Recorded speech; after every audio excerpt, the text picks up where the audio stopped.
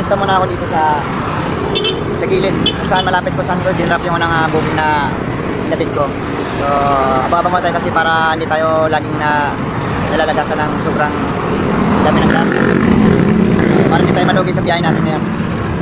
So yun, nagsisimulan na akong maagang magbiyahe. Yung mga nakarang araw, isang gabi na hapon na ako nagbabiyahe. Kaya iba-iba kasi ang sitwasyon ng biyahe. Minsan sa umaga okay, minsan hindi. Pag hindi okay sa gabi ako, asamin ako nagbabiyahe. Tara, babang tayo guys. Yun, ganito ang ginagawa ko habang ako nag-aantay ng booking. Ayan, may pumasok agad na booking sa akin at in-okay ko. Ayan, kaya kinancel agad. So, ang bilis, grabe. Ito yung mga kadalasang nakaka-encounter kami na yung may nagbo-booking tapos biglang nakakancel, siguro naiinip.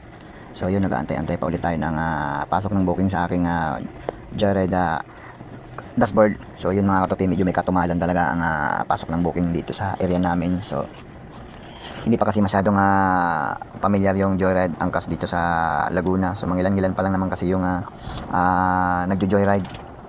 So di magtatagal dito sa Laguna, magiging ano na rin siguro ang Joyride saka Angkas, dahil pag nakilala na nila to, mas gugustuhin na lang nila mag-joyride kasi mabilis yung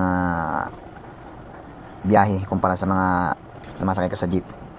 Yun mga katabi, para may mga nakukuha ko mga booking, mga malalapit lang. So mga 3 kilometers, 2 kilometers lang yung pinagdadalan ko, kaya mababa lang yung nakukuha ko mga payment. So ito, tsaga-tsaga lang. Pinapadaan ako sa isang tindahan dahil nawaw nga ako, sobrang init. Bumili ako ng tubig at biskwit kasi nakakaramdam na rin ako ng gutom kasi kaninang umaga, pagkagising ko hindi na ako nag-almusal sa bahay. Sabi ko dito na lang ako kakain sa labas kapag may kita na ako.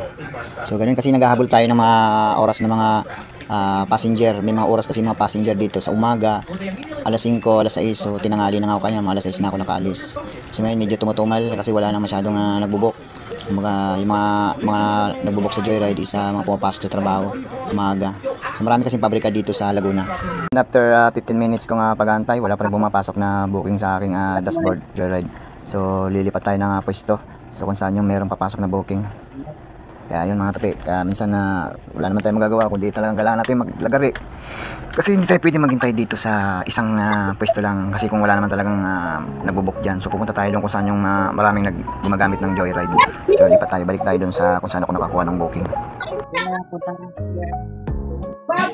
Yan mga tapi, nakakuha tayo ng isang book na.